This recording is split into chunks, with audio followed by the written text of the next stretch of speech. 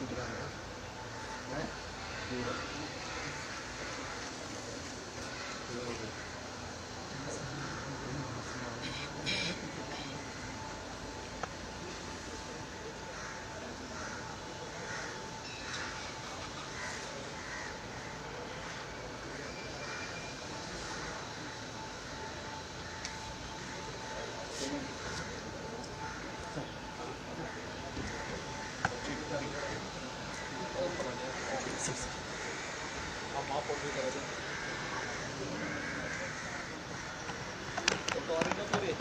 आना है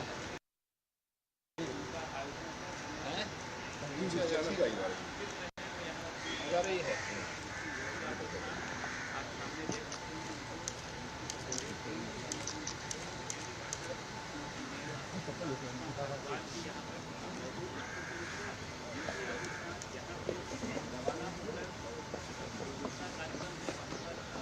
महाराज जी जिंदाबाद जिंदाबाद जिंदाबाद माननीय महाराज जी जिंदाबाद बाबा साहब अमर रहे बाबा साहब अमर रहे महाराज जी जिंदाबाद जिंदाबाद जिंदाबाद बाबा साहब अमर रहे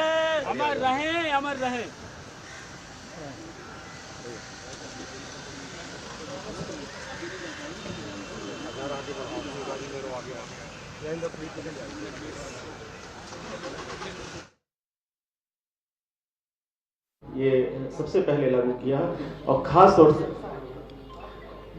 साथियों हमारे बीच अति शीघ्र हमारे मुख्य अतिथि माननीय मुख्यमंत्री जी उपस्थित होने वाले हैं। मैं अनुरोध करता हूं कि जो उनके आने का मार्ग है मैं उसको खाली कर दें, क्योंकि बाबा यहाँ पर बाबा साहब का अस्थि कलश स्थापित है। माननीय मुख्यमंत्री जी सबसे पहले वहाँ पे माल्यार्पण करेंगे और आप सभी से अनुरोध है कि जहाँ जगह मिले बैठ जाएं और हमारे मुख्य अतिथि के आने के बाद आप सभी उनका स्वागत करेंगे।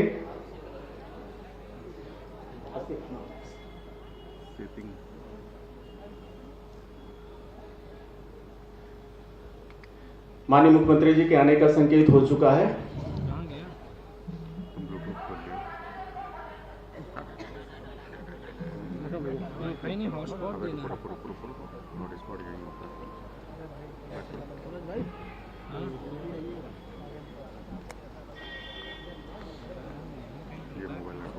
भैया थोड़ा आप आगे और आगे, थोड़ा आगे और आगे। रिपोर्टर अपने आगे करो तब ना आएंगे। पीछे आओ, पीछे आओ। रिपोर्टर अपने बहुत पीछे। ये अभी आगे जाएंगे ना तभी इनको आगे। हाँ तभी लोग आगे।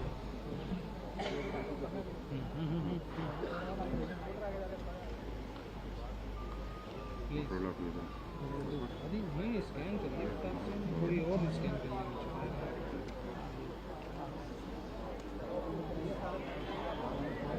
कैमरा आपको करना है।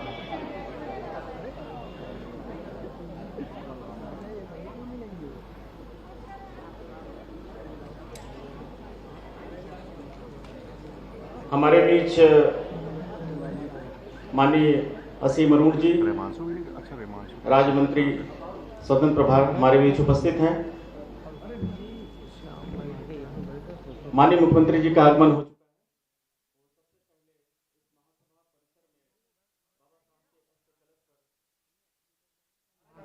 पुष्प अर्पण करने हेतु जा रहे हैं। कृपया रास्ता खाली कर दें।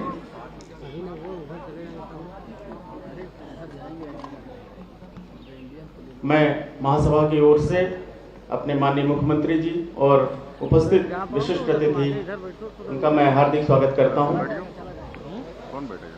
अभी हम चले जाएंगे, बाबा स्टेज के तरफ जाएंगे तो मैं उधर आईडी रख दूंगा, मैं बाबा को दे दूंगा।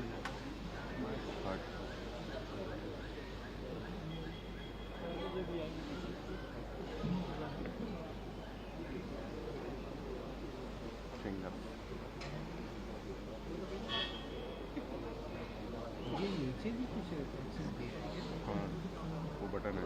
अरे यार वो स्टिक में होता नहीं है कि आप ब्लूटूथ से कनेक्ट कर लीजिए तो रिकॉर्डिंग या फोटो दोनों ऑन ऑफ करना हो। इस महासभा के परिसर में उपस्थित माननीय मुख्यमंत्री जी बाबा साहब के अस्थि कलश पर पुष्पार्पण कर रहे हैं। यह अस्थि कलश पूरी दुनिया में बाबा साहब के अनुयायियों के लिए, बाबा साहब के फॉलोअर्स के लिए, बाबा साहब को एक बहुत बड़ी उनके एक सम्मान का प्रतीक है।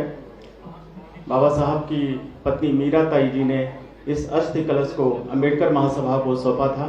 तब से ये बहुत ही विशिष्ट सम्मान के साथ इस महासभा के परिसर में स्थापित है। पूरे भारत ही नहीं, पूरे दुनिया में जो बाबा साहब के अनुयायी हैं इस अस्थि कलश पर पुष्पार्पण करते हैं, उनको शिद्दत से याद करते हैं, उनके दिखाए मार्ग पर चलने का संकल्प लेते हैं।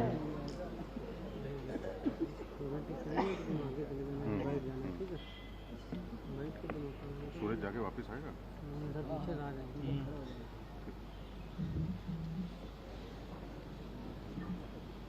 विशेष श्रद्धांजलि सभा बाबा साहब डॉक्टर भीमराव अम्बेडकर। शुरू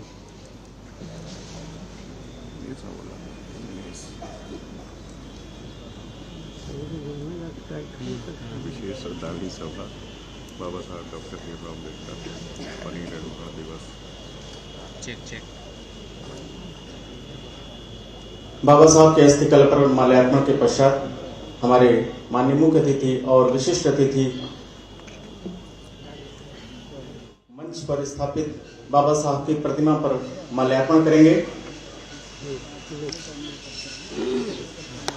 मैं महासभा की ओर से अपने माननीय मुख्य अतिथि और विशिष्ट अतिथि उन सभी का स्वागत करता हूँ। निकालने नहीं देंगे, निकल जाने दो। तो उनको निकल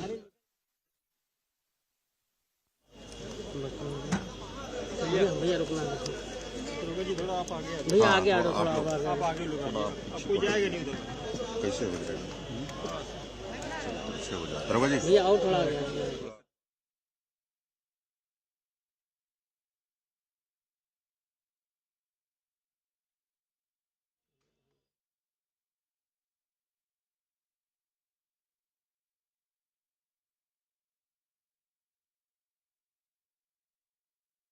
साहब हमारे माननीय मुख्य अतिथि और अन्य विशिष्ट अतिथि बाबा साहब की प्रतिमा पर माल्यार्पण कर रहे हैं। मैं माननीय मुख्य अतिथि से अनुरोध करता हूं कि मंच पर अपना स्थान ग्रहण करें। हमारे बीच माननीय उप मुख्यमंत्री श्री केशव प्रसाद मौर्य जी, माननीय उप मुख्यमंत्री श्री ब्रजेश पाठक जी, माननीय मंत्री श्री स्वतंत्र देव जी, माननीय मंत्री श्री एस एम अरुण जी और मेयर माननीय श्रीमती सुषमा खरकवाल जी उपस्थित हैं। मैं अम्बेडकर महासभा की ओर से आप सभी का हार्दिक स्वागत करता हूं और परंपरागत रूप से हम अपने माननीय अतिथियों का बुके देकर स्वागत करेंगे। तो सर्वप्रथम मैं अम्बेडकर महासभा ट्रस्ट के अध्यक्ष डॉक्टर लालजी प्रसाद निर्मल जी से आग्रह करता हूं कि हमारे माननीय मुख्य अतिथि माननीय मुख्यमंत्री जी को बुके देकर स्वागत करें। इसी क्रम में मैं प्रमोद कुमार जी से आग्रह करता हूं कि श्री केशव प्रसाद मौर्य जी का बुके देकर स्वागत करें। श्री अमरनाथ प्रजापति जी, माननीय उप मुख्यमंत्री ब्रजेश पाठक जी को बुके देकर स्वागत करें। श्रीमती सावित्री चौधरी जी, श्री माननीय मंत्री स्वतंत्र देव जी का बुके देकर स्वागत करें। रचना चंद्रा जी, माननीय सीम अरुण जी का बुके देकर स्वागत करें और सनी कुमार जी, माननीय सुषमा खरकवाल जी का बुके देकर स्वागत करें।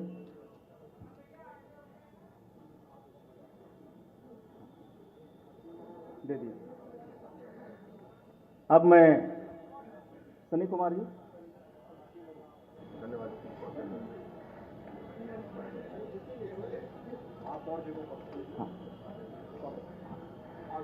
स्वागत की परंपरा के बाद मैं अम्बेडकर महासभा की ओर से अपने माननीय अध्यक्ष डॉक्टर लालजी प्रसाद निर्मल जी से आग्रह करता हूं कि माननीय मुख्यमंत्री जी को एक स्मृति चिन्ह देकर, महासभा की ओर से स्मृति चिन्ह देकर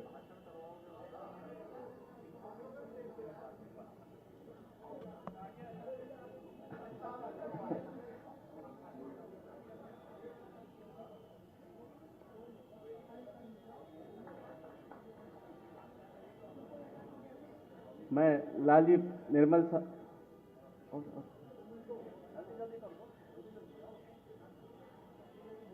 महासभा की ओर से कुछ स्मृति चिन्ह है। मैं अपने माननीय विशिष्ट अतिथियों को हम महासभा की ओर से स्मृति चिन्ह दे रहे हैं। डॉक्टर लालजी निर्मल, हमारे माननीय उप मुख्यमंत्री जी,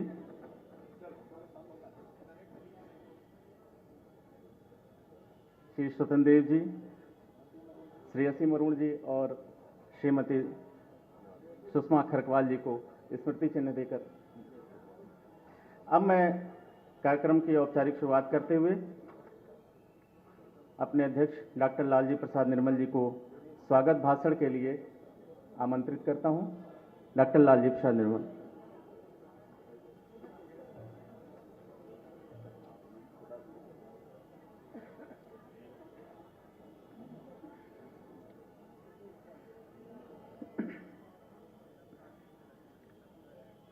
आज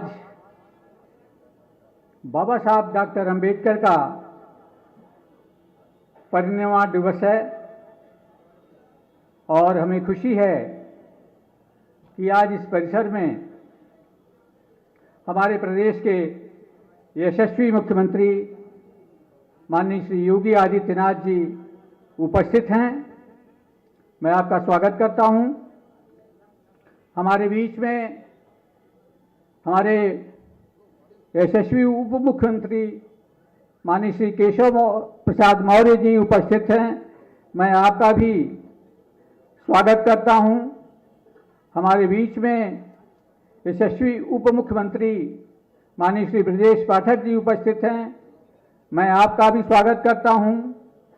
हमारे बीच में माननीय कैबिनेट मंत्री श्री स्वतंत्र देव सिंह जी उपस्थित हैं। मैं उनका भी स्वागत करता हूं। माननीय राज्य मंत्री स्वतंत्र प्रभार असीम अरुण जी का स्वागत करता हूं।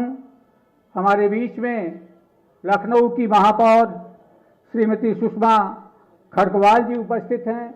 मैं उनका भी हार्दिक स्वागत करता हूं। साथियों, ये जो अंबेडकर महासभा है वह सामाजिक न्याय का मंदिर है और आपको जान करके हर्ष होगा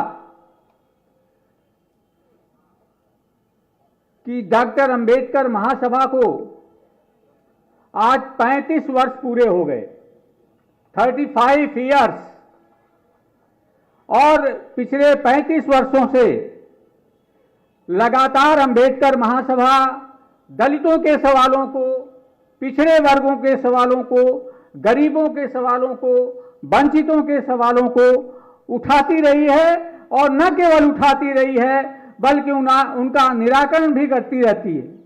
और हमारे बीच में भारत के राष्ट्रपति माननीय श्री के.आर. नारायणन जी आए और उन्होंने एक बट वृक्ष जो आप सामने देख रहे हैं, इस बट वृक्ष का जो भिरवा है जो श्रावस्ती से लाया गया था, आनंद बोध वृक्ष की यह शाखा है जिसे कहा जाता है कि भगवान बुद्ध ने अपने हाथों से उस बिरवे को जब लगाया था तो दिया जला करके रात भर उसकी सेवा की थी। उसकी शाखा है आनंद बोध वृक्ष की, और जिसे माननीय श्री के.आर. नारायणन जी ने रोपित किया था। हमारे बीच में साथियों राष्ट्रपति माननीय रामनाथ कोविंद जी आए, यहां पर प्रधानमंत्री विश्वनाथ प्रताप सिंह जी आए, यहां पर प्रधानमंत्री माननीय श्री नरेंद्र मोदी जी आए, और मुख्यमंत्री जी माननीय नरेंद्र मोदी जी जब आए यहाँ पे तो हम लोग चाहते थे वे यहाँ से दलितों की सभा को संबोधित करें, लेकिन आप देख रहे हैं यहाँ जगह कम थी, इसलिए सुरक्षा कारणों से वो सभा नहीं हो पाई। हम लोग चाहते थे दीवार टूट जाए तो सभा हो जाए, लेकिन 7 मिनट तक लगातार टहलते टहलते इस परिसर में मैंने दलितों की समस्याओं से और दलित मूवमेंट से माननीय प्रधानमंत्री जी को चलते चलते अवगत कराया था, और प्रधानमंत्री जी ने आश्वासन भी दिया था। उन्होंने कहा था दलितों के साथ न्याय होगा।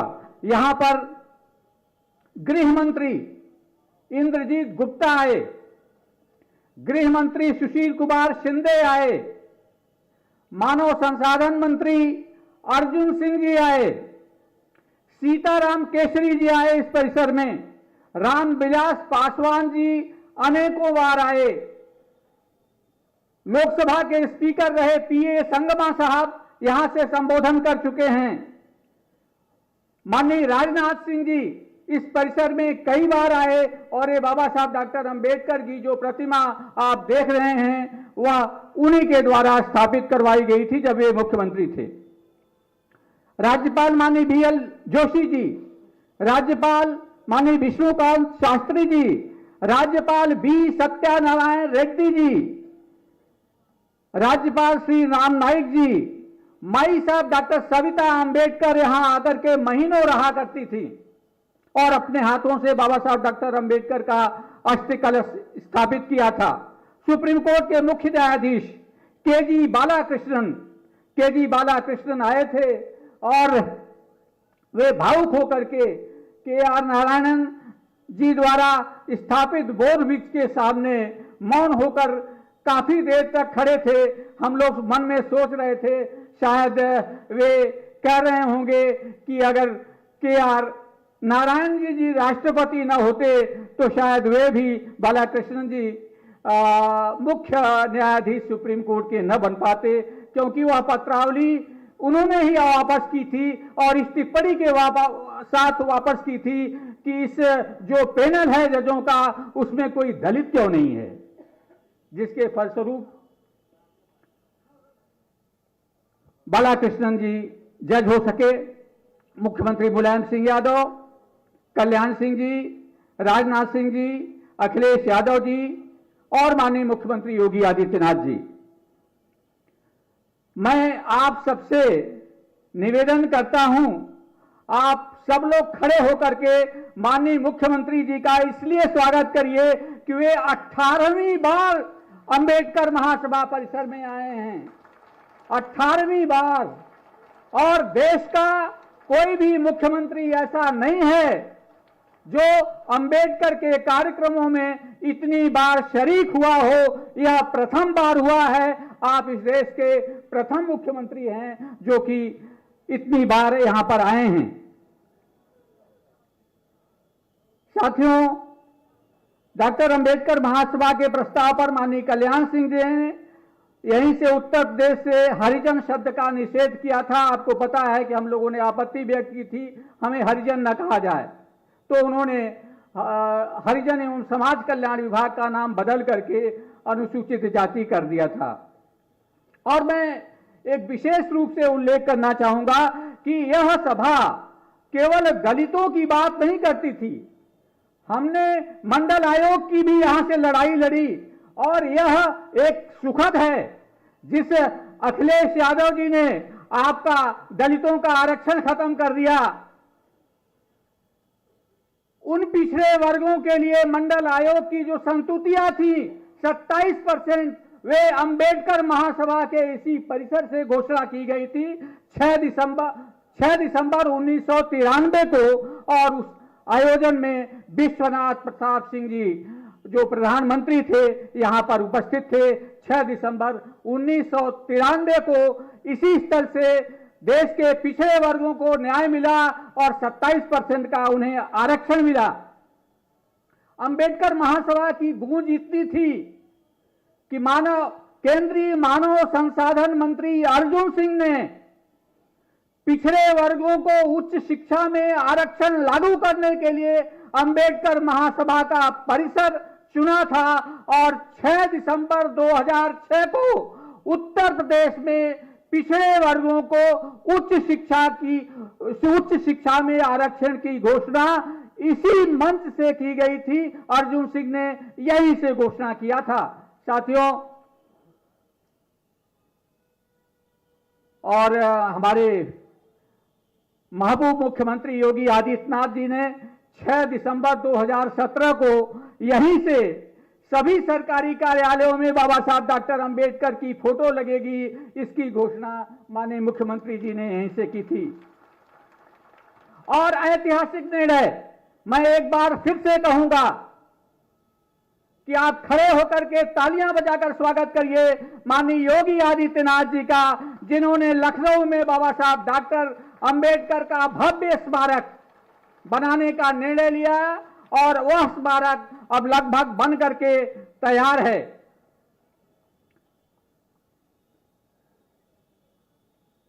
मान्यवर, समय बहुत कम है, नहीं पूरा हो गया मान्यवर।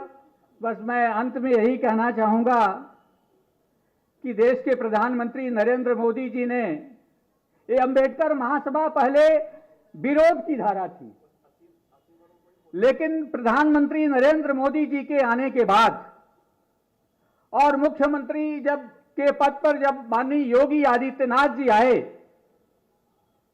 तो यहां से सकारात्मक धारा बही। खासकर से जो आपकी योजनाएं हैं, जो ढेर सारी आवास योजना, उज्ज्वला योजना, सौभाग्य योजना, आयुष्मान भारत, स्वच्छ भारत मिशन, इन योजनाओं के चूंकि सबसे बड़े लाभार्थी दलित हैं, इसलिए एक बड़ा सांत्वना मिली दलितों को और उनका सामाजिक और आर्थिक रूप से सशक्तिकरण हो सका। माननीय मुख्यमंत्री जी, अंत में मैं कहना चाहूंगा कि हम लोग अंबेडकर के दलितों के लिए काम करते हैं, उनके दुख दर्द को समझते हैं और उस पर रिएक्ट भी करते हैं। और अंबेडकर का दलित मैं आज के परिप्रेक्ष्य में वे उनको नहीं मानता जो संपन्न दलित हैं। हमारा जो दलित है, जो अंबेडकर का दलित है, जो झाड़ू लगा रहा है, जो शौचालयों, सामुदायिक शौचालय को साफ कर रहा है, जो सड़कों पर टोकरी बुन रहा है, जो सड़कों पर मजदूरी कर रहा है, जो चौकीदारी कर रहा है, हम ऐसे गरीब दलितों की बात करते हैं और आप उन्हें न्याय दे रहे हैं और उनकी बातें आप विशेष रूप से सुन करके उनके साथ न्याय करेंगे। और मेरी यह भी अपील है, मुख्यमंत्री जी जैसे वेतनमान बढ़ते हैं विभिन्न आयोगों के द्वारा,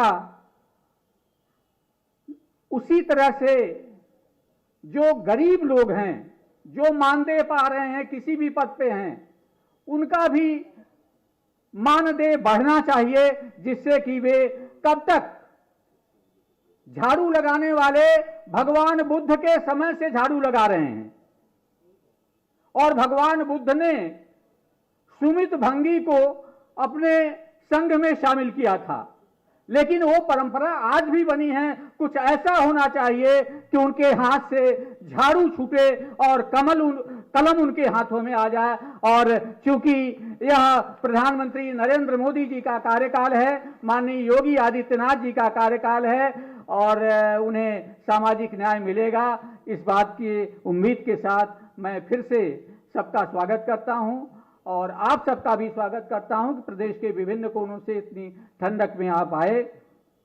बहुत बहुत धन्यवाद। धन्यवाद सर।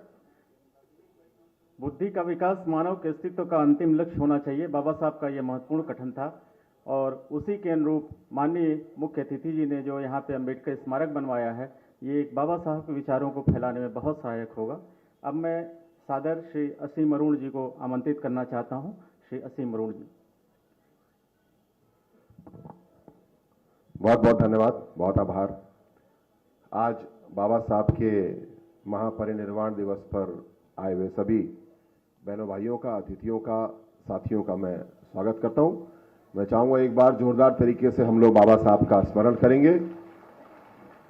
मैं बोलूंगा बाबा साहब, आप बोलेंगे बाबा साहेब, बाबा साहेब, बाबा साहेब।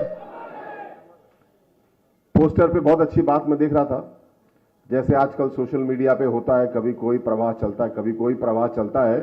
तो बाबा साहब के जीवन काल में एक प्रवाह चला। किसी ने कहा कि मैं पहले मुस्लिम हूं और फिर मैं भारतीय हूं, किसी ने कहा मैं पहले भारतीय हूं फिर मैं हिंदू हूं, किसी ने जाति का कहा, किसी ने कुछ कहा।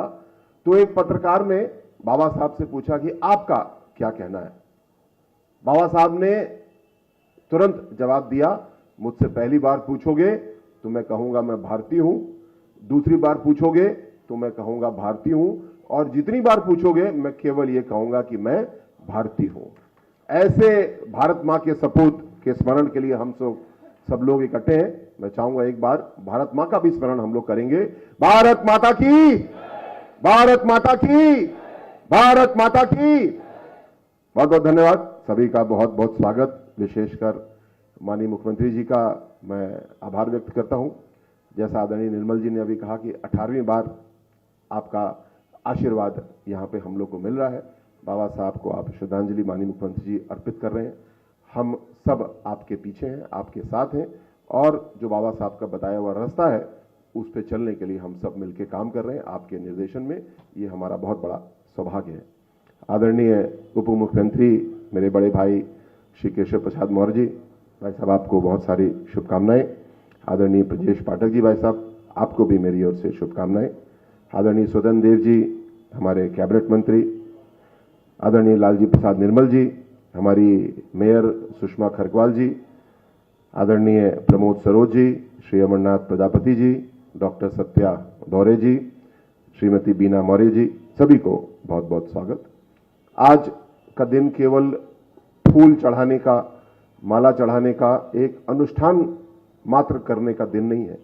आज का दिन बाबा साहब के बताए हुए रास्ते का और अपने संकल्प को दोहराने का दिन है। कहां तक हम लोग पहुंचे और अभी आगे कहां पहुंचना है। काफी कुछ अच्छा कर पाए हम लोग, लेकिन कुछ काम अभी बचे भी हैं, उसके लिए हम लोग को आगे बढ़ना है। बाबा साहब के मूल भाव ये थे कि किसी भी प्रकार का कोई भेदभाव समाज में नहीं होना चाहिए, हर तरह की समानता होनी चाहिए, और सबसे बड़ी बात अवसर की समानता होनी चाहिए। मुझे विश्वास है बाबा साहब ऊपर से हम लोग को आज देख रहे होंगे तो इस बात से जरूर खुश होंगे कि महिलाओं और पुरुषों की संख्या लगभग बराबर है। तो इस मामले में कोई विषमता नहीं है। आई हुई सभी बहनों का मैं स्वागत करता हूं, और भाइयों से कहूंगा कि तालियां बजा के बहनों का स्वागत करें कि आज का कार्यक्रम इस मामले में बिल्कुल समानता के हिसाब से। आदरणीय मुख्यमंत्री जी ने इस बात पे चिंता की कि कौन सा ऐसा समूह है, कौन से ऐसे लोग हैं जो आज भी हाशिए पे हैं, और ट्रांसजेंडर या किन्नर समुदाय एक ऐसा समूह आदरणीय योगी जी को दिखा, हम सबको उन्होंने दिखाया, और ट्रांसजेंडर समुदाय के लिए, किन्नर समुदाय के लिए एक विकास का बोर्ड बनाया, और उस बोर्ड के माध्यम से हर जनपद में हम लोग ने चिन्हित किया कि कौन कौन ट्रांसजेंडर लोग हैं जो डेरे में अपनी परंपरा से रहना चाहते हैं, उनका स्वागत, उनकी वैसे व्यवस्था की गई। जो नौकरी करना चाहते हैं, मुख्य धारा में काम करना चाहते हैं, उनका वैसे स्वागत, और एक बड़ा अभियान चला करके ऐसा समुदाय जिसको मजाक का पात्र बनाया गया था, तमाम उत्पीड़न हो रहा था, उनको मुख्य रास्ता में लाने का काम किया गया। आदरणीय मुख्यमंत्री जी ने फिर चिन्हित किया, हम लोग को कहा कि जनजाति समाज में सबसे पिछड़ा समाज कौन सा है, तो बिजनौर में एक बुक्सा जनजाति है। वैसे उत्तराखंड में ज्यादा है, लेकिन बिजनौर में करीब 815 परिवार वहां पे आवासित हैं। आदरणीय योगी जी ने कहा इनमें हर परिवार को आवास देना है, हर बच्चे को विद्यालय में जाना है, हर परिवार की एक्सेस का रास्ता होना चाहिए, और स्वास्थ्य सेवाओं तक वो पहुंच पाए।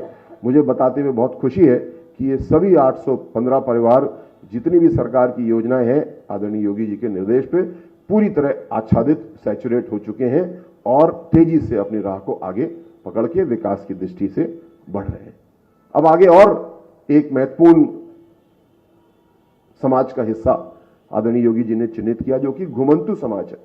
घुमंतु समाज में जनजाति भी है, अनुसूचित जाति भी है, पिछड़ा वर्ग भी है, और अनारक्षित सामान्य वर्ग भी है। सभी ऐसे लोग हैं जिनको हम लोग देखते हैं, कहीं फ्लाईओवर के नीचे रहते हुए देखते हैं नगर में, कहीं ग्रामीण क्षेत्र में पन्नी बांध करके रहते हुए देखते हैं। ऐसे समाज के, ऐसे परिवारों को ताकत देने के लिए आदरणीय योगी जी ने निर्णय लिया कि एक घुमंतु विकास मिशन बनाया जाएगा और एक घुमंतु विकास बोर्ड बनाया जाएगा, जो कि जल्दी ही बनके तैयार होगा और इस बड़े समूह के लिए मिलकर के काम करेगा। अब आने वाले समय में जो जीरो पॉवर्टी की योजना चलाई जा रही है, मैं कल ही आंकड़ा देख रहा था, मुझे इस बात से बड़ी संतुष्टि हुई कि सबसे ज्यादा परिभाषा की दृष्टि से देखें तो अनुसूचित जाति की विधवा महिलाओं को उसमें चिन्हित किया गया है। मतलब सबसे कमजोर जो व्यक्ति, हम भी सोच सकते हैं, लेकिन आंकड़ा भी हमको बता रहा है कि उनको चिन्हित किया गया है और उनको लाभ देने का काम किया जा रहा है। कुल मिला के सबको साथ लेके चलने की नीति आपकी सरकार की है, बंटवारे वाली नीति हम लोग की नहीं है। जो लोग बंटवारे वाली नीति पे चलते हैं, जो बंटवारे वाली राजनीति करते हैं, उनका हाल वो होता है जो आज पाकिस्तान का हाल है, जहां पे आटा नहीं मिल रहा है, 180 रुपए किलो आटा वहां पे है और भारत में 80 करोड़ थालियों में आपकी सरकार भोजन रखती है। ये अंतर जोड़ने वाले और बांटने वाले के बीच में होता है। ऐसे लोगों से भी हमको बच के रहना है जो अपना चेहरा बाबा साहब के बगल में लगा करके अपने आप को बाबा साहब से बड़ा दिखाने की कोशिश करते हैं। ये वो लोग हैं जो हमारी योजनाओं को बंद करते हैं जब कलम इनके पास मुख्यमंत्री की आ जाती है। ये वो लोग हैं जो बाबा साहब के नाम पे मेडिकल कॉलेज, विश्वविद्यालय, जिला, उसके ऊपर अपनी काली कलम चलाते हैं। ये किसी भी तरह समाज में सबका साथ या भेदभाव को समाप्त करने के हितैषी नहीं है। ये इस बात के विरोधी हैं। इन लोगों से हमसे सचेत रहना है हमको और बचना है। आदरणीय योगी जी को, आदरणीय मोदी जी को हम धन्यवाद देते हैं कि आपने एक नई राह हम लोग को दिखाई है और जो बाबा साहब ने रास्ता हमको दिखाया, जो उद्देश्य बाबा साहब ने दिया, उसको पूरा करने के लिए हमें किस रास्ते से जाना चाहिए, हमारे मील के पत्थर क्या होने चाहिए और समय से सब काम पूरे हों, ऐसा करके भी दिखाया और हम लोग को करने का रास्ता भी दिखाया। मैं आदरणीय योगी जी का बहुत बहुत धन्यवाद देता हूं। आए हुए सभी साथियों को बहुत धन्यवाद देता हूं और पुनः हम सब बाबा साहब के बताए हुए रास्ते के संकल्प को आज दोहराएंगे और तेजी के साथ उस पर बढ़ेंगे। बहुत बहुत आभार, बहुत बहुत धन्यवाद। जय भीम। धन्यवाद सर। बाबा साहब का भी कहना था कि एक महान व्यक्ति एक प्रतिष्ठित व्यक्ति के रूप में इससे इस रूप में अलग होता है कि वह समाज का सेवक बनने को तैयार होता है। निश्चित रूप से समाज के वंचित वर्गों, घुमंती जातियों और जो निचले पायदान पर खड़े लोगों के लिए हमारे माननीय मुख्यमंत्री जी ने किया, समाज बेहद आभारी है। अब मैं अपने अगले वक्ता के रूप में हमारे बीच उपस्थित माननीय उप मुख्यमंत्री श्री ब्रजेश पाठक जी को मैं सादर आमंत्रित करता हूं। बाबा साहब, बाबा साहब, बाबा साहब। भारत रत्न बाबा साहब डॉक्टर अंबेडकर जी के परिनिर्वाण दिवस पर आयोजित श्रद्धांजलि सभा में हमारे बीच में उपस्थित हैं उत्तर प्रदेश के लोकप्रिय मुख्यमंत्री आदरणीय योगी आदित्यनाथ जी, उत्तर प्रदेश के उप मुख्यमंत्री, भारतीय जनता पार्टी के प्रदेश अध्यक्ष रहे आदरणीय केशव प्रसाद मौर्य जी, उत्तर प्रदेश के माननीय मंत्री आदरणीय स्वतंत्र देव सिंह जी, हमारे राज्य मंत्री स्वतंत्र प्रभार आदरणीय असीम अरुण जी, लखनऊ की लोकप्रिय महापौर आदरणीय सुषमा खरकवाल जी, इस कार्यक्रम के आयोजक अंबेडकर महासभा के अध्यक्ष सदस्य विधान परिषद डॉक्टर लालजी प्रसाद निर्मल जी, प्रदेश अध्यक्ष आदरणीय प्रमोद कुमार जी, महामंत्री आदरणीय अमरनाथ प्रजापति जी, डॉक्टर सत्या दोहरे जी, आदरणीय जयशंकर सहाय जी, सर्वेश पाटिल जी, रामचंद्र पटेल जी, विजय कुमार जी, उपस्थित सभी हमारे भाइयों तथा बहनों पत्रकार मित्रों, बाबा साहब के परिनिर्वाण दिवस के अवसर पर उत्तर प्रदेश वासियों की तरफ से, उत्तर प्रदेश सरकार की तरफ से हृदय की गहराइयों से श्रद्धा सुमन अर्पित करता हूं। बाबा साहब के मन में देश की आजादी के साथ साथ एक पीड़ा थी सदियों से, जिनको दबाया गया है, दलितों को, पिछड़ों को, गरीबों को, वंचितों को, उनको मुख्य धारा में लाने के लिए लगातार वो संघर्ष करते रहे। आज आप देखते होंगे आजादी के बाद जो बड़ी बड़ी गाड़ियों में बैठ करके आपके बीच में हाथ जोड़ते लोग नजर आते हैं वोट मांगने के लिए, ये बाबा साहब भीमराव अंबेडकर की देन है। उससे पहले गरीबों को, वंचितों को वोट देने का अधिकार इस देश में नहीं था। वोट देने का अधिकार इस देश के अंदर सिर्फ अंग्रेजों को, पिछलग्गुओं को, एमए बीए पास लोगों को या जमींदारों को होता था। बाबा साहब भीमराव अंबेडकर की देन है कि आज आपका नेता, आपका राजा आपके वोट से बनकर के तैयार होता है। ये लोग जो बड़ी बड़ी गाड़ियों में घूम करके दलितों पिछड़ों पर अत्याचार करते थे, आज वोट मांगने के लिए आपके पैरों पर गिड़गिड़ाने का काम करते हैं। मैं खासकर नाम लेना चाहूंगा समाजवादी पार्टी और कांग्रेस पार्टी के नेताओं का। कांग्रेस पार्टी ने तो बाबा साहब भीमराव अम्बेडकर के निजी सचिव को तोड़ करके उनके खिलाफ चुनाव लड़ा करके पैसा बहा करके उनको चुनाव में हराने का काम किया था। कांग्रेस पार्टी के बारे में बाबा साहब भीमराव अम्बेडकर ने अपनी आत्मकथा में लिखा कि हमारे अनुयायियों, देश के अनुयायियों, सुन लो, दलितों पिछड़ों सुन लो, लिख लो कि कांग्रेस पार्टी के चवन्नी के भी सदस्य न बनना यह विश्वासघाती पार्टी है, धोखेबाज पार्टी है। और समाजवादी पार्टी के लोगों के बारे में मैं याद दिलाना चाहता हूं। आज मैं अखबार देख रहा था, वो भी जाएंगे।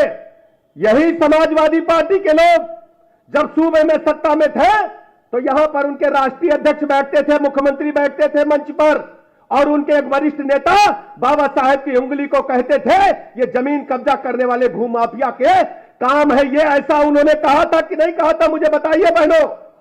आज ये लोग वोट मांगने के चक्कर में अपने बराबर में फोटो लगा करके बाबा साहब का आपकी सहानुभूति बटोरना चाहते हैं।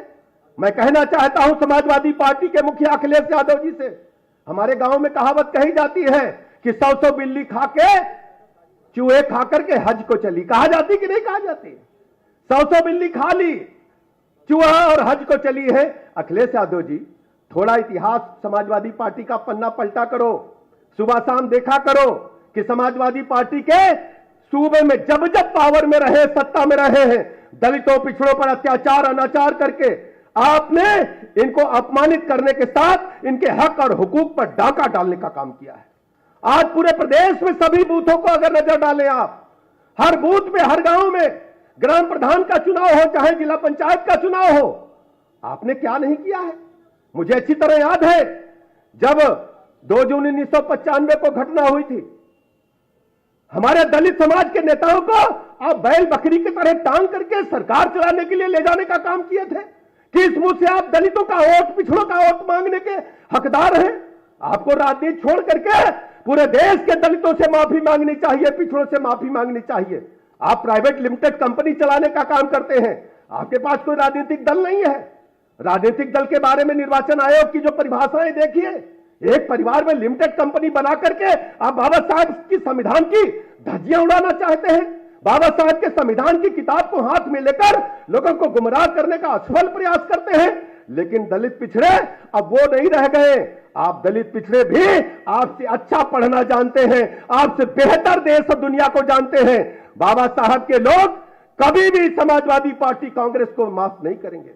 मैं धन्यवाद अदा करना चाहता हूं मौनी मोदी जी का, जिन्होंने पंच तीर्थों का निर्माण करके, चाहे लंदन में, चाहे महू में, चाहे मुंबई में, बाबा साहब के जो पंच तीर्थ थे, जहां बाबा ने अध्ययन किया, बाबा साहब ने जहां पर अपना समय व्यतीत किया, उनको तीर्थ के रूप में डेवलप करके माननीय प्रधानमंत्री नरेंद्र मोदी जी ने वास्तव में दलितों पिछड़ों को सम्मान दे करके बाबा साहब के जीवन को, स्मृतियों को तरोताजा करने का काम किया है। हम ऐसे अवसर पर मोदी जी को धन्यवाद देने के साथ साथ एक नारा लगाएंगे, अपनी बात समाप्त करेंगे। बाबा तेरा मिशन अधूरा, मोदी जी करेंगे पूरा। बाबा तेरा मिशन अधूरा, बाबा तेरा मिशन अधूरा।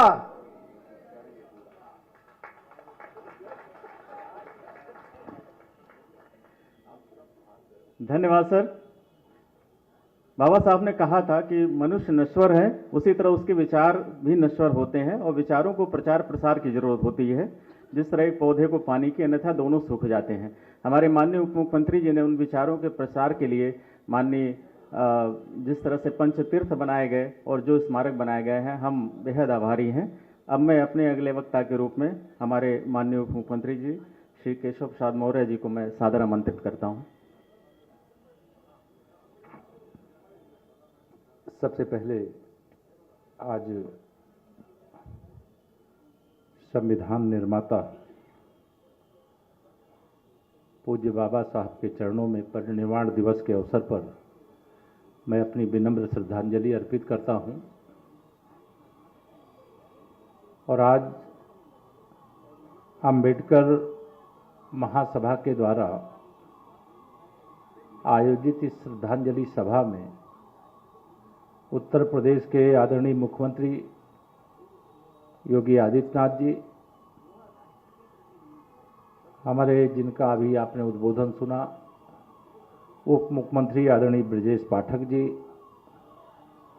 कैबिनेट मंत्री आदरणीय श्री स्वतंत्र देव जी, हमारे मंत्रिपरिषद के साथी आदरणीय असीम अरुण जी, महापौर आदरणीय सुषमा खरकवाल जी, और हमारे विधान परिषद में सदस्य भी हैं और सभा के अध्यक्ष भी हैं आदरणीय श्री लालजी प्रसाद निर्मल जी, प्रदेश अध्यक्ष श्री प्रमोद कुमार जी, महामंत्री श्री अमरनाथ प्रजापति जी और डॉक्टर सत्या दोहरे जी जो कोषाध्यक्ष के रूप में जिम्मेदारी निभाते हैं। आज का दिन बहुत महत्वपूर्ण है। आज पूरे देश में बाबा साहब को याद किया जा रहा है। मैं परिनिर्वाण दिवस के अवसर पर बड़े गर्वपूर्वक कह सकता हूं, बाबा जी शरीर छोड़ करके गए हैं, लेकिन बाबा जी आज भी संविधान के रूप में, विचार के रूप में हम सब के बीच मौजूद हैं। इसको एहसास करते हैं कि नहीं एहसास करते आप लोग? हर समय बाबा जी मौजूद हैं। बाबा जी सर्वकालिक हैं। बाबा जी जिस प्रकार का संविधान हमें दिए, आज जिसकी चर्चा हमारे पूर्व वक्ताओं ने की है, मैं बड़े गर्वपूर्वक ये कह सकता हूं कि बाबा साहब ने जो स्वप्न देखे थे उसको डबल इंजन की सरकार माननीय प्रधानमंत्री श्री नरेंद्र मोदी जी के नेतृत्व में, आदरणीय मुख्यमंत्री योगी आदित्यनाथ जी के नेतृत्व में निरंतर पूरा करने का काम कर रही है। आज जब मैं अभी अस्थि कलश पे पुष्पांजलि कर रहा था तो पिछले दिनों माननीय प्रधानमंत्री जी के निर्देश पर मुझे भगवान तथागत बुद्ध के पवित्र अवशेष को लेकर के रूस जाने का अवसर मिला था। और रूस जब मैं गया तो रूस पहले एक कम्युनिस्ट देश था, लेकिन वहां का एक राज्य कलमी किया था। वहां जब गया, वहां की आबादी 3 लाख थी। शायद 3 लाख में से 30 लोग ही ऐसे रहे होंगे, शायद वह भी न रहे हों, जो बाबा जी के उन पवित्र अस्थियों के दर्शन करने के लिए ना आया हो। एक लंबी लाइन लगी थी 3 लाख की आबादी के बीच। भगवान तथागत बुद्ध के संदेश को लेकर के, विचार को लेकर के, उनके शरण में जाकर के, भगवान बुद्ध की शरण में जाकर के बाबा साहब ने जो रास्ता दिखाया, उस रास्ते को हम स्मरण रखें। और जो संविधान उन्होंने दिया, जिसकी चर्चा हमारे पूर्व वक्ताओं ने की है, हम जानते हैं गरीबी का दर्द क्या होता है, गरीबों की पीड़ा क्या होती है। उस दर्द का इलाज करने का काम आजादी के बाद अगर किसी ने किया है तो हमें गर्व है कि वो भारतीय जनता पार्टी की डबल इंजन की सरकार ने किया। बाबा साहब के पंच तीर्थों के निर्माण का काम डबल इंजन की सरकार ने किया है। और बाबा साहब के हर उस स्वप्न को साकार करने का काम हमारी मातृशक्ति यहां पर बैठी है। बाबा साहब चाहते थे समानता। अगर पुरुषों को अधिक अधिकार मिला है, महिलाओं को कम मिला है, तो वह समानता नहीं है। माननीय प्रधानमंत्री जी ने जो नया संसद भवन बना, उसमें नारी शक्ति बंधन अधिनियम 2023 बना करके कानून की आने वाले 2029 से देश की महिलाओं को लोकसभा और विधानसभा में 100 सदस्यों में से 33 सदस्य महिला चुन करके जाएंगी। यह आरक्षण का ऐलान हो गया है। मैं इसकी आपको बधाई देता हूं। इस समय एक बड़ा कार्य चल रहा है। वो कार्य है मतदाता सूची के शुद्धिकरण का। आप यहां सब लोग बैठे हैं, बाईं ओर दाईं ओर सब जगह बैठे हुए। आप मुझे बताइए, अगर बाबा साहब ने आपको वोट देने का अधिकार न दिया होता तो जब आजादी के बाद कांग्रेस सरकार में आई, आपको पूछती क्या? जोर से बताओ, पूछती क्या? नहीं पूछ सकती थी। बाबा साहब ने वोट देने का अधिकार दिया। तो इस समय मतदाता सूची के शुद्धिकरण का अभियान चल रहा है। मैं जानता हूं इस देश का पिछड़ा हो, दलित हो, वंचित हो, गरीब हो, वो कभी फर्जी वोट नहीं डालता है। उसको असली वोट का अधिकार जो बाबा साहब ने दिया है, उसे अपने मत को देने के अधिकार से वंचित करने का काम ये समाजवादी पार्टी के गुंडे करते थे कि नहीं करते थे? आज वो मतदाता सूची के शुद्धिकरण का काम चल रहा है तो ये हाहाकार मचा रहे हैं। अगर मतदाता सूची शुद्ध हो गई तो समाजवादी पार्टी का राजनीतिक अस्तित्व समाप्ति के कगार पर होगा। इनको मालूम है कि ये जिनके वोटों को मतदाता सूची में बनाए रखने की कोशिश कर रहे हैं, एक से अधिक वोट देने का अधिकार बाबा साहब ने दिया है क्या? हमें हर मतदाता को एक वोट देने का अधिकार दिया। हम आज संकल्प लें। अभी अभियान चल रहा है, 11 दिसंबर तक ये चलने वाला है। और जिनका फार्म जमा हो गया बहुत अच्छा, नहीं जमा हुआ जमा करिए। यही बाबा साहब के प्रति सच्ची श्रद्धांजलि है। यह हम सबको ध्यान में रखना चाहिए। और ये जो हाहाकार मचा रहे हैं, जो बूथ कब्जा करके पहले प्रदेश को लूटते थे, देश को लूटते थे, गरीब को लूटते थे, आज इनके लूट के रास्ते को माननीय प्रधानमंत्री श्री नरेंद्र मोदी जी के नेतृत्व में बंद कर दिया गया है। ये पहले आप सब लोगों के नाम पर, गरीबों के नाम पर, पिछड़ों, दलितों, आदिवासियों के नाम पर योजना बनाते थे। दिल्ली से 1 रुपया भेजते थे, आपके पास 15 पैसा पहुंचता था। 85 पैसा ये बेईमान खा जाते थे। उसमें कांग्रेस हो, सपा हो, राष्ट्रीय जनता दल हो, टीएमसी हो, जो देश की भाजपा विरोधी राजनीतिक दल है, इनका ये चरित्र था। भ्रष्टाचार मुक्त भारत के लिए, भ्रष्टाचार मुक्त उत्तर प्रदेश के लिए आप सबका मतदाता सूची में, जो भी मतदाता 18 साल की उम्र हो गई है तो मतदाता सूची में आइए। कोई स्वर्गवासियों में उनका नाम हटेगा, कोई 2 स्थान पर, उनका 1 स्थान पर रहेगा। लेकिन यह आज बाबा साहब के प्रति सच्ची श्रद्धांजलि। मैं आज चूंकि लंबी बात नहीं करूंगा, माननीय मुख्यमंत्री जी को भी उद्बोधन देना है। मैं यही कहना चाहता हूं, बाबा साहब के सच्चे अगर कोई भक्त है, पुजारी है, तो वो भारतीय जनता पार्टी हो, या जो गरीब समाज बैठा है ना, दलित पिछड़ा बैठा, वो है। और उन सबको मैं ये कहना चाहता हूं कि बाबा साहब के प्रति अगर सच्ची श्रद्धा रखते हो तो मतदाता सूची के शुद्धिकरण के अभियान में तन्मयता के साथ लगिए और इसको सफल बनाने का काम करिए। आज का दिन बहुत महत्वपूर्ण है, बाबा साहब का महापरिनिर्वाण दिवस है। और मैं इस अवसर पर बाबा साहब के चरणों में अपनी श्रद्धांजलि अर्पित करते हुए यही कहूंगा कि यह सरकार आपकी है, यह सरकार आपने बनाई है। यह भी हम जानते हैं कि आप सबके आशीर्वाद से विकसित भारत बनने तक, विकसित उत्तर प्रदेश बनने तक यह सरकार बनी रहेगी, इसमें कोई हमको शंका नहीं लग रही है। ये विरोधी इसी से बौखलाए हुए हैं, इसलिए इनके विरोधियों को बौखलाने की चिंता किए बगैर आप सब 2027 में जो चुनाव आने वाला है, उससे पहले मतदाता सूची में जो शुद्धिकरण का अभियान चल रहा है, उस लोकतंत्र के महायज्ञ में हिस्सा लेकर के बाबा साहब को सच्ची श्रद्धांजलि अर्पित करें। आज के दिन यही निवेदन करके अपनी बात को पूरी करता हूं। बहुत बहुत धन्यवाद।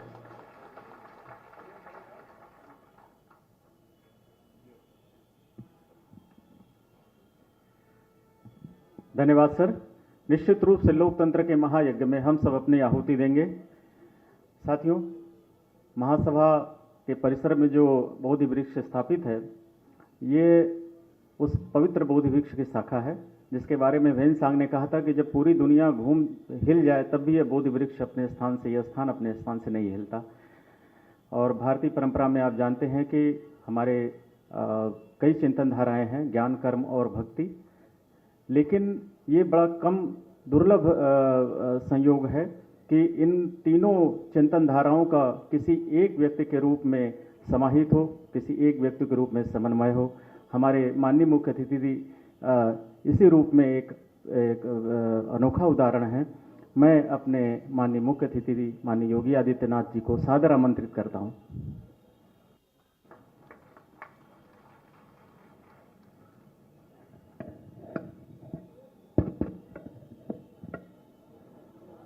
भारत रत्न बाबा साहब डॉक्टर भीमराव अंबेडकर जी के महापरिनिर्वाण दिवस के अवसर पर आयोजित आज के इस कार्यक्रम में मंच पर समारोह में मेरे साथ उपस्थित प्रदेश सरकार में मंत्रिमंडल के मेरे वरिष्ठ सहयोगी, उप मुख्यमंत्री द्वय श्री केशव प्रसाद मौर्य जी, श्री ब्रजेश पाठक जी, प्रदेश सरकार के जल शक्ति मंत्री श्री स्वतंत्र देव सिंह जी, समाज कल्याण विभाग के मंत्री से असीम अरुण जी, लखनऊ की महापौर श्रीमती सुषमा खड़गवाल जी, इस संपूर्ण कार्यक्रम के संयोजक विधान परिषद सदस्य डॉक्टर लालजी प्रसाद निर्मल जी, प्रदेश अध्यक्ष अंबेडकर महासभा से प्रमोद कुमार जी, महामंत्री अमरनाथ प्रजापति जी, कोषाध्यक्ष डॉक्टर सत्या दोहरे जी, आज के इस कार्यक्रम में यहाँ पर उपस्थित अंबेडकर महासभा और बाबा साहब डॉक्टर भीमराव अंबेडकर जी के प्रति श्रद्धा और समर्पण का भाव रखने वाले सभी मेरे उपस्थित बहनों और भाइयों, मैं सबसे पहले बोधिसत्व भारत रत्न डॉक्टर भीमराव अंबेडकर जी की स्मृति को नमन करते हुए उनके इस पावन पुण्यतिथि के अवसर पर विनम्र श्रद्धांजलि अर्पित करता हूं। आज का दिन हम सबके लिए एक प्रेरणा दिवस है, क्योंकि बाबा साहब भीमराव अंबेडकर जी ने फर्श से अर्श तक की दूरी यानी जमीन से और आसमान की ऊंचाइयों तक पहुंचने के लिए जो परिश्रम किया, जिन चुनौतियों से वो जूझे, जिन कठिनाइयों का सामना उनको करना पड़ा, जिस सामाजिक भेदभाव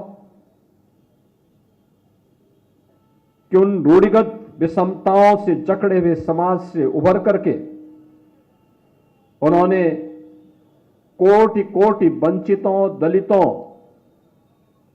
और अति पिछड़ों को सम्मानजनक जीवन देने के लिए एक नया अवसर उपलब्ध कराया है, उसके प्रति कृतज्ञता ज्ञापित करने का दिवस है आज का महापरिनिर्वाण दिवस का ये समारोह। और ये हमारा सौभाग्य है कि बाबा साहब भीमराव अंबेडकर की उन्हीं शिक्षाओं से प्रेरित होकर के देश के यशस्वी प्रधानमंत्री श्री नरेंद्र मोदी जी के नेतृत्व में देश के अंदर आज उस प्रकार के एक अभियान चल रहे हैं। आपने देखा होगा बाबा साहब भीमराव अंबेडकर जी ने जब भारत का संविधान बनाया था, भारत के संविधान के शिल्पी के रूप में अपने उत्तरदायित्व का निर्वहन किया था। 3 महत्वपूर्ण शब्द उसकी प्रस्तावना में रखे थे, वह था न्याय, स्वाधीनता यानी समता और बंधुता। न्याय, समता और बंधुता, ये 3 शब्द अगर आप देखेंगे मोदी जी ने सबका साथ और सबके विकास के भाव के साथ बिना भेदभाव के योजनाओं का लाभ हर गरीब को, हर वंचित को, हर दलित को, हर पिछड़े को, हर महिला को, हर युवा को प्राप्त हो सके, इसके लिए देश के अंदर जो कार्यक्रम अभियान प्रारंभ किए वो आज आप सबके सामने है। गरीब को राशन की सुविधा का लाभ हो, वंचित को मकान की सुविधा का लाभ हो, हर गरीब के घर में शौचालय के निर्माण का कार्य हो, समाज की मुख्य धारा के साथ जुड़ करके जिस अभियान को आगे बढ़ाने का स्वास्थ्य की बेहतरीन सुविधा हर गरीब को प्राप्त हो सके, इसके लिए चलाए जाने वाले अभियान का हिस्सा हो। घरौनी के माध्यम से जहां पर आपका घर है वहां का मालिकाना अधिकार उपलब्ध करवाने का कार्य हो, ये उसी समता, न्याय और बंधुता का हिस्सा है जो बाबा साहब भीमराव अंबेडकर ने संविधान की प्रस्तावना में भारतवासियों के सामने प्रस्तुत किया था। हमें अपने संविधान पर गौरव की अनुभूति होती है, हमें बाबा साहब भीमराव अंबेडकर पर गौरव की अनुभूति होती है। और बाबा साहब भीमराव अंबेडकर ने उस समय भी हम सबको उन सभी खतरों के प्रति जागरूक किया था। याद करिए, उन्होंने उस समय एक बात कही थी, जो बात यहां पे पहले अभी असीम अरुण जी ने कहा, मैं उसमें आने के पहले एक बात जरूर कहना चाहूंगा, जब उस समय कांग्रेस के एक बड़े नेता ने, जिन्होंने 1923 में वंदे मातरम गाने से इनकार कर दिया था, कांग्रेस के अध्यक्ष के रूप में रहते हुए, और जब वह अंतिम समय उनका आया तो उन्होंने इच्छा व्यक्त की थी कि मेरी इच्छा है कि मैं यरूशलेम में मरूं। बाबा साहब ने तब एक टिप्पणी की थी कि जो व्यक्ति भारत की धरती पर पैदा होकर के भारत की सुविधा का उपभोग करके भारत की धरती को पवित्र न मानता हो, उस व्यक्ति के द्वारा दिए जाने वाले वक्तव्य कभी भारतवासियों के हित में नहीं हो सकते। दुर्भाग्य से उस तुष्टीकरण की नीति पर चलने वाले दल न केवल भारत का अहित कर रहे हैं, बल्कि बाबा साहब भीमराव अंबेडकर का भी अपमान कर रहे हैं और इस देशवासियों को उनकी सुविधाओं से वंचित करने की कुत्सित चेष्टा का हिस्सा भी उनका है।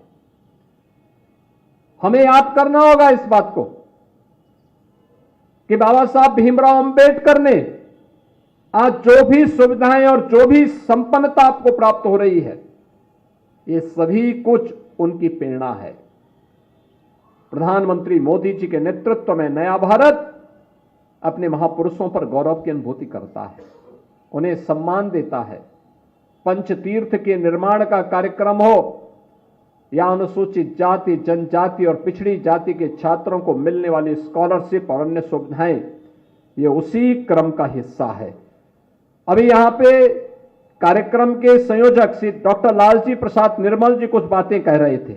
उनके द्वारा कहा जा रहा था कि जो चतुर्थ श्रेणी के कर्मचारी हैं या संविदा के कर्मचारी हैं, सफाई कर्मचारी हैं, उनको उचित मानदेय मिले। हमारी सरकार ने तय कर लिया है, हमारी सरकार ने तय कर लिया। उसके लिए हमने एक कारपोरेशन का गठन भी कर लिया है और मुझे लगता है कि अगले 1-2 महीनों के अंदर ही यह सुनिश्चित हो जाएगा कि हर चतुर्थ श्रेणी के कर्मचारी को, हर सफाई कर्मचारी को, हर संविदा के कर्मचारी को न्यूनतम मानदेय देने की गारंटी सरकार उसको उपलब्ध करवा देगी।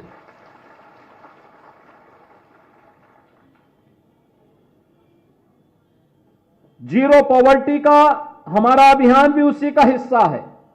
अभी भी जो वंचित है, जो सुविधा का लाभ नहीं प्राप्त कर पाया है, अनुसूचित जाति, जनजाति, अति पिछड़ी जाति के गरीबों की, उन सभी तबकों को चिन्हित करने का कार्य हमारा लगभग फाइनल हो चुका है। इस समय उनके किसी के राशन कार्ड बन रहे हैं, किसी के लिए पेंशन के कार्ड बन रहे हैं, किसी को अन्य सुविधाओं का लाभ उपलब्ध करवाया जा रहा है। और जिसके पास आवास नहीं होगा उसको आवास की सुविधा देंगे, जिसके पास आयुष्मान का कार्ड नहीं होगा उसको 5 लाख रुपए की आयुष्मान की सुविधा का लाभ उपलब्ध करवाएंगे। लेकिन कोई भी गरीब, कोई भी वंचित, अभावग्रसित नहीं रहेगा।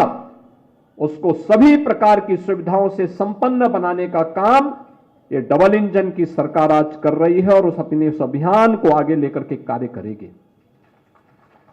आज हमारी सरकार एक अन्य महत्वपूर्ण निर्णय लेने जा रही है और वह निर्णय है कि उत्तर प्रदेश के अंदर जहां जहां भी बाबा साहब भीमराव अंबेडकर की मूर्तियां लगी हैं, उन मूर्तियों में अक्सर होता है कुछ शरारती तत्व आकर के मूर्तियों के साथ छेड़छाड़ करते हैं, क्षतिग्रस्त करने का कुत्सित प्रयास करते हैं। अब हमारी सरकार एक व्यवस्था बनाएगी, उन मूर्तियों की एक बाउंड्री वाल बना करके उनकी सुरक्षा की व्यवस्था करेगी। मूर्ति को जहां पर ऊपर से छत नहीं है तो उसके ऊपर एक छत्र लगाने का काम करेगी, जिससे सुरक्षित और सम्मानजनक ढंग से बाबा साहब भीमराव अंबेडकर की मूर्ति की सुरक्षा सुनिश्चित होगी। हर मलिन बस्ती को, हर दलित बस्ती को, अनुसूचित जाति बस्ती को, जनजातीय बस्तियों को हम कनेक्टिविटी के साथ जोड़ने के कार्यक्रम को, जो अगर बच गया है, यद्यपि ग्राम्य विकास विभाग ने, नगर विकास विभाग ने इन कार्यक्रमों को पूरा करने का काम किया, लेकिन फिर भी अगर कोई बचा होगा उसको हम पूरी तरह कनेक्टिविटी के साथ जोड़ने का कार्य करेंगे। इस विश्वास के साथ मैं आज एक बार फिर से बाबा साहब भीमराव अंबेडकर के इस महापरिनिर्वाण दिवस के अवसर पर उनकी स्मृति को नमन करता हूं।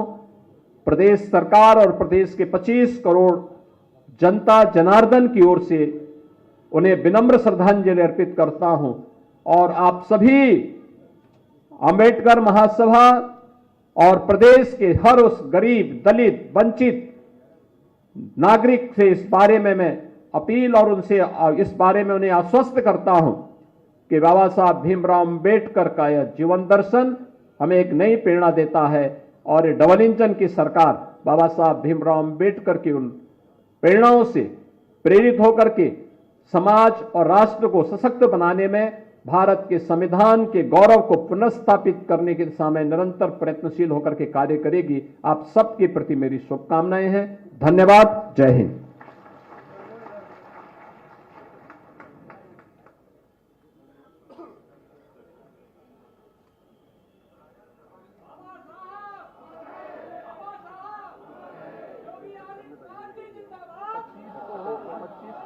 साहब आएंगे वहाँ राष्ट्र प्रेरणा स्थली के उद्घाटन 24 वाले